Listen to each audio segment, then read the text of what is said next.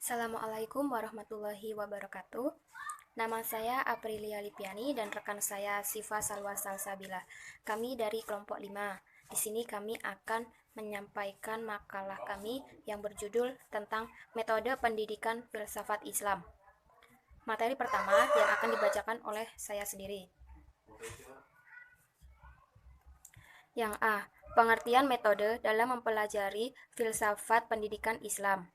Secara literal, metode berasal dari bahasa Grek yang terdiri dari dua kosakata, yaitu meta yang berarti melalui dan hodos yang berarti jalan.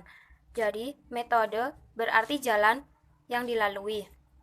Runes, sebagaimana dikutip oleh Muhammad Syam secara teknis, menerangkan bahwa metode adalah suatu prosedur yang dipakai untuk mencapai suatu tujuan.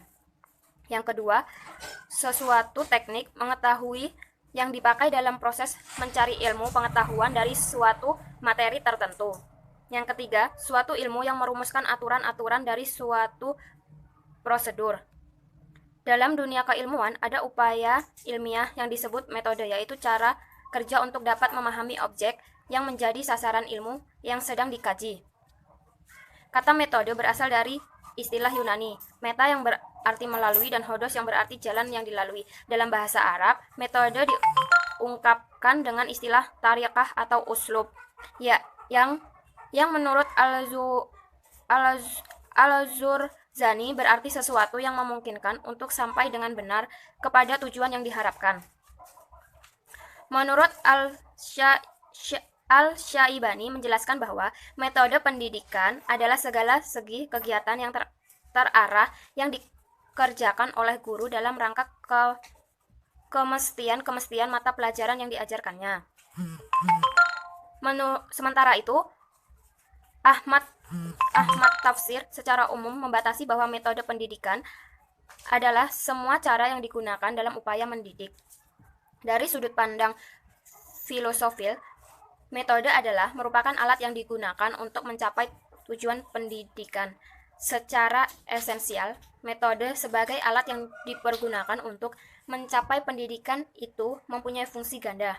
Yang pertama, polipragmatis, yaitu manakala metode itu mengandung kegunaan yang serbaganda atau multipurpose.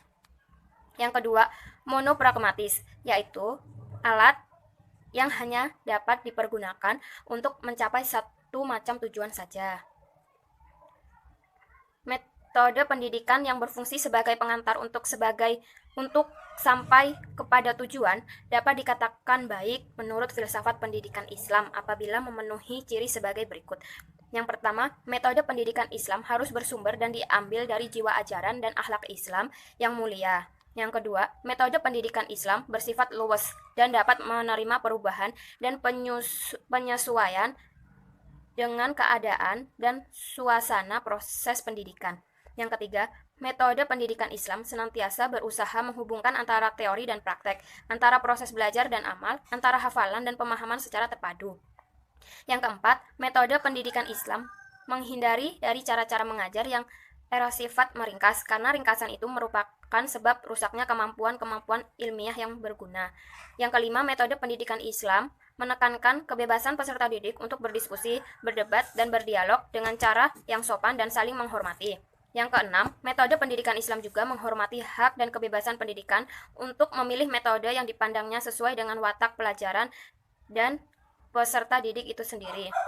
Dari semua penjelasan di atas, dapat kita tarik kesimpulan bahwa metode dalam mempelajari filsafat pendidikan Islam yaitu sebuah cara dan langkah-langkah yang sistematis untuk mempelajari filsafat yang memikirkan tentang masalah pendidikan manusia seutuhnya, akal dan hatinya, rohani dan jasmaninya, akhlak dan keterampilannya.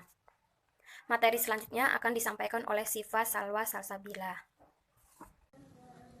Assalamualaikum warahmatullahi wabarakatuh. Izin memperkenalkan diri, nama saya Siva Salwa Salsabila, NPM 1911070266. Di sini saya akan melanjutkan materi dari Saudara April. B. Metode yang digunakan untuk mempelajari filsafat pendidikan Islam. Menurut Dr. Jalaluddin dan Dr. Andes Usman Said, Ada dua pokok metode untuk mempelajari pendidikan filsafat Islam, yaitu pendekatan terhadap wahyu dan pendekatan sejarah atau historis. 1. Pendekatan terhadap wahyu. Sebagai wahyu, Al-Quran berisi ayat-ayat yang mendorong manusia agar menggunakan sebagai kata kerja, bukan kata benda. Kenyataan ini menunjukkan bukti bahwa Al-Quran lebih menganjurkan manusia untuk berpikir, menggunakan akal, anjuran manusia untuk menggunakan akalnya, agar manusia memperoleh pemahaman tentang kebenaran yang dimaksud oleh Allah Subhanahu wa Ta'ala sebagai pencipta. 2. Pendekatan historis atau sejarah. Metode ini digunakan untuk mengkaji hasil pemikiran ulama atau cendekiawan Islam di masa silam. Melalui pendekatan sejarah diharapkan dapat mengetahui bagaimana konsep-konsep pendidikan Islam dari zaman silam, perkembangan pemikiran, faktor-faktor yang mempengaruhi perubahan, serta latar belakang yang mendorong lahirnya konsep-konsep tentang rancangan pendidikan Islam. Selain itu, filsafat pendidikan Islam dalam memecahkan problem pendidikan Islam atau problem pendidikan yang dihadapi umat Islam dapat menggunakan metode-metode antara lain. Yang pertama, metode spekulatif dan kontemplatif. Metode kontemplatif artinya perenungan, berarti memikirkan sesuatu atau segala sesuatu yang tanpa keharusan mengadakan kontak langsung dengan objeknya. Sedangkan spekulatif juga berarti perenungan atau merenung untuk mengerti hakikat sesuatu. Dalam filsafat Islam disebut tafakur. Yang kedua, metode analisa konsep. Al-Quran dan hadis Nabi menggunakan bahasa manusia, yang berarti merupakan kumpulan dari konsep-konsep yang bisa dimengerti oleh manusia. Dalam sistem filsafat Islam, menafsirkan atau mentakwilkan ayat-ayat Al-Quran merupakan praktek konkret dan pendekatan analisis konsep atau analisis bahasa. Yang ketiga, pendekatan normatif. Pendekatan normatif dimaksudkan untuk mencari dan menetapkan aturan-aturan dalam kehidupan nyata. Dalam filsafat Islam bisa disebut sebagai pendekatan syariah, yaitu mencari ketentuan tentang apa yang boleh dan apa yang tidak dibenarkan menurut syariat. Yang keempat, pendekatan historis. Historis artinya sejarah, yaitu mengambil pelajaran dari peristiwa dalam pandangan kesejarahan terjadi karena hubungan sebab akibat dan terjadi dalam suatu setting, situasi, kondisi, dan waktunya sendiri-sendiri. Yang kelima, pendekatan yang sifatnya komprehensif dan terpadu, merupakan pemahaman atau pendalaman yang terpadu antara sumber-sumber nakli, akli, dan iman, sebagaimana yang dikembangkan oleh Al-Ghazali. Menurutnya, kebenaran yang sebenarnya yaitu kebenaran yang diyakininya benar-benar kebenaran. Yang keenam, yang terakhir, pendekatan ilmiah. Pendekatan ini adalah realisasi dari ayat Al-Quran, surat Ar-Ra'd ayat 11, yang artinya Allah tidak akan mengubah suatu kaum sehingga kaum itu sendiri yang mengubahnya.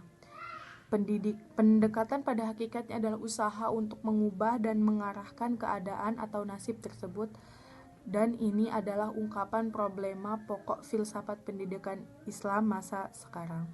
Itulah tadi pembacaan materi dari saya. Apabila ada salah-salah kata saya mohon maaf. Saya akhiri, wassalamualaikum warahmatullahi wabarakatuh.